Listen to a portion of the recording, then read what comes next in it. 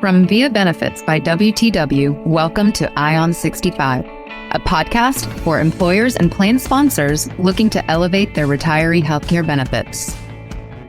In today's episode, I sat with Ken Mengel, who has been retired for 20 years as a former professional with a communications company based out of Pennsylvania.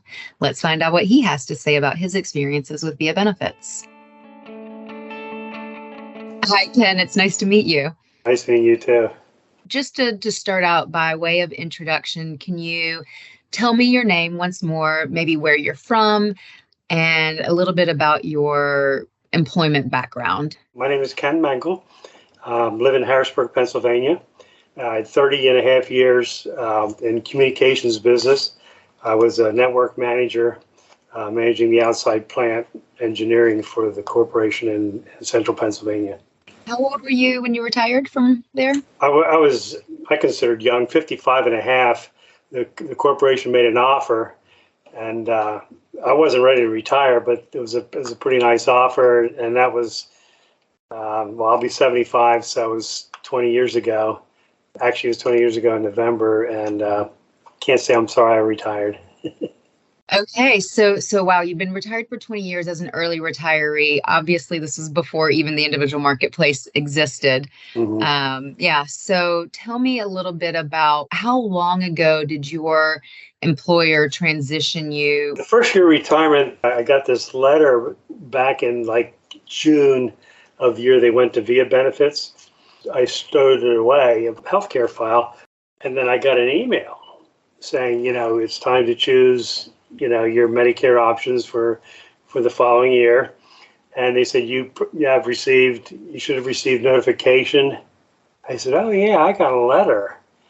And so I went and pulled the letter from the file and said, wow, this is legit, because I liked what I read in the letter. What was your general impression once you came on board? I was very impressed. I just couldn't believe the numbers of plans that were available. To be perfectly honest, though, I didn't understand any of it. And that's not from the standpoint that it wasn't good information being provided. I didn't understand what was the best options for me as a retiree. Your employer continued the HRA, the health reimbursement, and that covered most, if not all, of your plan premium when you became Medicare eligible? Yeah, when I first started, it was like, I think my out-of-pocket was somewhere around $30, $40 a month. When I first went in, they said, okay, because you're new to this plan, we're going to give you a discount. And that discount decreased every year. And it is still decreasing. And so each year the premium would go up for the same plan, but it didn't go up a whole lot. Have you ever taken advantage of our coverage checkup tool to evaluate your plan each year to see if there's another plan that's comparable in what it offers but might be at a lower cost? I don't know it by that name, but each year when I would log in to the account, because they had all your scripts in there, so I had to update, all the information. They asked you all the questions about, is there any other coverage that you're getting, the different ideas that you have to go through that checklist every time. You can use coverage checkup either on the website online or by calling in and speaking with a benefit advisor, and they can go through that with you. I don't know if you've ever called in for something like that. And it's only because I didn't trust myself and what I was reading. I doubted that, using my own knowledge of all the different plans I was reading, because there was like 50 some different plans that were available. So then the first many years, I would always call and say, here's what I picked. Am I making the best of the money available? Make sure I didn't lose that. And is this the plan for my wife and I? Because at the time, and even to this day, we still do a fair amount of traveling. And we've been overseas almost every year. So I wanted to make sure that I had some kind of coverage that if I did go overseas. And so I would always call and say, what do you think of this? You mentioned that you're married. Have you found that there's ever been an opportunity for you and your spouse to be on separate plans, or are you on the same plan? Is that important to you? It is important to me, and it seemed easier to keep us on the same plan. And I just didn't see any reason why Kathy should have been on a separate plan. Just to clarify, though, we have different prescription drug plans. Both of us take very few, so we're really quite healthy. But all her prescription drugs were generic. So, and I just picked up a 30-day script for it was $4 with her plan. So, and a lot of times it's zero. In fact, she pays more for the plan than she does for the medications during the year. One of the other questions that came up for me while you were speaking earlier was when you were calling in and you felt maybe a little uncertain about all of your choices and that you were making the best choices. I guess it's a two-part question. Did you ever feel any kind of pressure to select any particular plan? And the follow-up question to that is, when you did make that decision, did you feel confident in the plans that you were choosing? Number one, no, I did not feel pressured.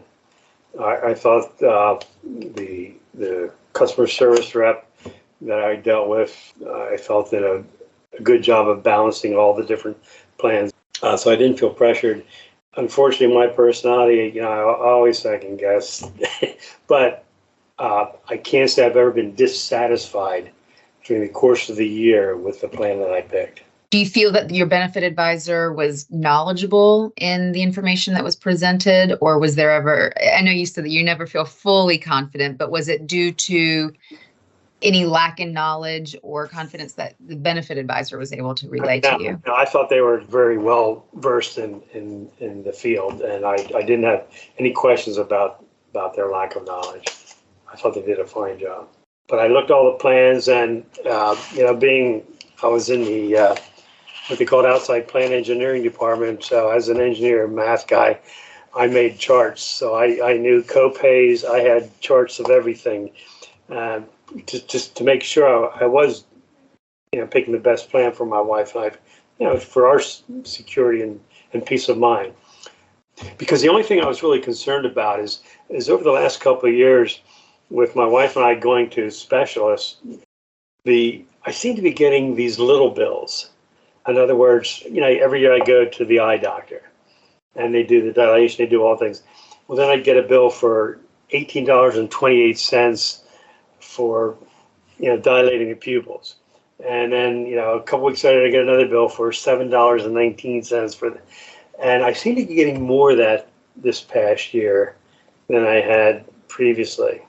So then I thought, well, if I go to an upgrade from a K to an N, and it's a better plan in terms of co-pays and coverage. We go out of country, and they had some benefits for being out of country that the K didn't have. It was a better plan, but the prices went down. I'm a wealth of knowledge. I got all kinds of information available. I was paying up to $249.56 a month. Was subsidizing that by $169. So it was cost me $70. $80, $70. Yeah. Now it's $203. So it's $45 cheaper a month. And that makes a big difference. It adds up month over month. Oh, absolutely. I mean, I'm not playing a lot of golf. That's a round of golf every week. I was going to say, or a plane ticket to somewhere exciting. Yeah, exactly. Whatever is important to you. Yeah, exactly. Yeah, I feel very, very fortunate. People can't believe what I'm paying for healthcare. And what's surprising is one of my friends, he's been having a lot of health issues, and his wife has had cancer several times and has very serious health issues. And their corporation went to VIA. And because we started comparing, I think the prices might have been different, and we were kept comparing plans. But to go to the plan, he went to a Jeep plan, I think. It was a much more expensive for me.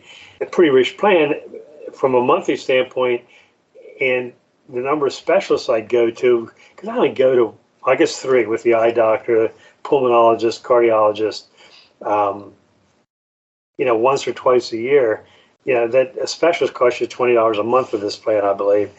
Even if I went to all 3 of them twice, 60, it was $50 a month to go to that plan. So I figured it doesn't benefit me to be in that plan. So tell me, because you just mentioned the one friend of yours who's also just recently had their employer switch over to Via Benefits, but you do obviously know plenty who don't have access. What would you tell to an employer or a plan sponsor who's considering an individual marketplace like Via Benefits as they're making their evaluations, if it makes sense for their retirees? The benefit of this really gives me tremendous amount of flexibility and a huge number of possible plans to choose from. I mean, when the first time I looked at it, I have to admit I was really overwhelmed. But on the positive side, now the employee isn't stuck with what you're providing.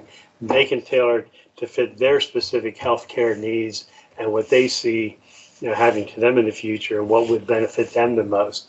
For the employee, for the retiree, I think this is a much better option to give those choices. It's an interesting point. You bring up choice and how important choice is, despite it potentially being overwhelming to start with.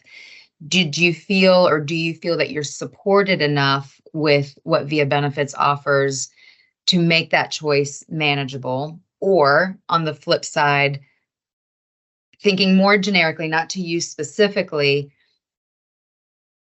go with fewer choice, a standard 1, 2, 3 plans on the group, and let it just be a one size fits all just to make it easier. How would you talk to that? How would you speak to that if that's the debate that the employer is having between choice and customization and flexibility versus making it easier, just one size fits all? Well, what I would say is that the people at Via Benefits were very, very helpful in narrowing down. You could say that, okay, forget the A plan, forget the C plan, forget the L plan. They don't apply to you. But I felt over the years, as I got more accustomed to it, I knew which plans I could eliminate immediately. So now you're eliminating 3/4 of them easily. And I knew there's certain ones I didn't want because my specialist might have been outside that. I don't want to go to a plan and have a special cost that I have to pay because he or she is not in that plan. So I would address it from that standpoint, that it's easy to narrow down. And I would also suggest to people, make sure the Medicare book that you get every year, read that book. Pick the parts that are important to you. There's parts there that, okay, I don't need that. I don't need that. I don't need that. So I narrowed in on the one page that had all the supplemental plans. Well, I really appreciate it. I've enjoyed this conversation very much. It's always great to get to speak with the people that we serve. So thank you so much. You've been listening to ION 65, a podcast by WTW. For more information on Via Benefits and the solutions we provide, visit OptimizeRetireeBenefits.com. That's OptimizeRetireeBenefits.com.